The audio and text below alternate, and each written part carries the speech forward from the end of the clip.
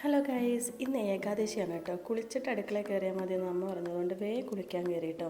കുളി കഴിഞ്ഞ് വന്നപ്പോഴേക്ക് അമ്മ പുഴുക്കിനുള്ള സംഭവങ്ങളൊക്കെ റെഡിയാക്കിക്കൊണ്ടിരിക്കുകയായിരുന്നേ. ഞങ്ങളുടെ നാട്ടിൽ ഈ ഏകാദശിയൊക്കെ ആയാലും ഉണ്ടാക്കുന്ന മെയിൻ വിഭവമാണ് ഈ പുഴുക്ക് എന്ന് പറയുന്നത്.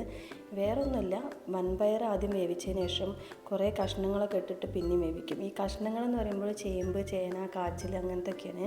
എനിക്കിതിൻ്റെ റെസിപ്പിയും കാര്യങ്ങളൊന്നും അറിയില്ല കേട്ടോ. അമ്മ വെക്കലാണ് പതിവ്. അമ്മ പറയുന്നത് ഈ ഏകാദശി എന്ന് പറഞ്ഞാൽ സ്വർഗത്തേക്ക് നേരിട്ട് എൻട്രി ഉണ്ട് എന്നാണ് പറയുന്നത്. സ്വർഗാവതിൽ ഏകാദശിയാണോ പോലും ഈ ഏകാദശി. അപ്പോൾ ഞാൻ എന്തായാലും നോറ്റു.